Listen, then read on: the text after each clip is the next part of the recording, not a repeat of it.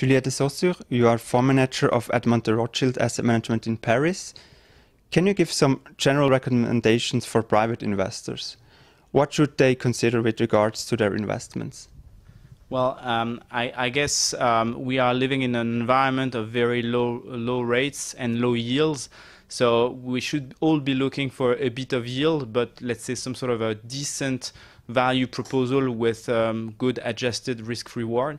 And we believe financial debt, which is what I manage, is a decent pocket of value in that low yield environment. But let's focus on liquid stuff and things that could be sold if things go wrong. Let's talk about the European Central Bank. How does the excess liquidity provided by the European Central Bank influence the financial market?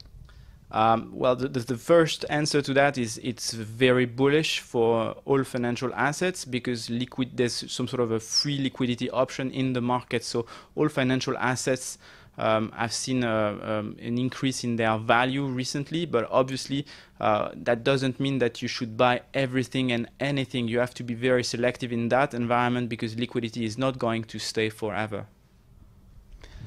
And what does it mean for the banks in Europe? Are they going to be safer now?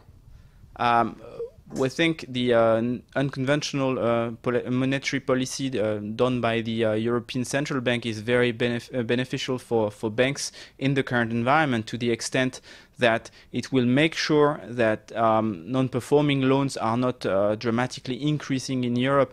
Obviously, for some banks, it will create pressure on net interest margin and their businesses, but as credit analysts, that's really the challenge of the coming years, to be able to identify those banks and those insurance that can adapt their business by increasing the amount of fee business and reduce the amount of margin businesses. What would an increase of the US federal funds rate mean for financial markets? I don't really subscribe to the opinion that you could have completely diverging scenarios between what's happening in Europe and in the US. And we've already seen that with the recent comments by Governor Yellen that obviously the rate of the FX rate between the euro and the US dollar is a problem. So we think there will be a rate increase in the US in the current year, but probably that will be very smooth, and we do not subscribe to the the very horrific scenario of a bond crack in that sense.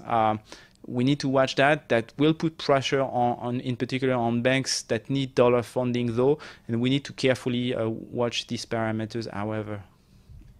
Julien de Saussure, thank you for the interview.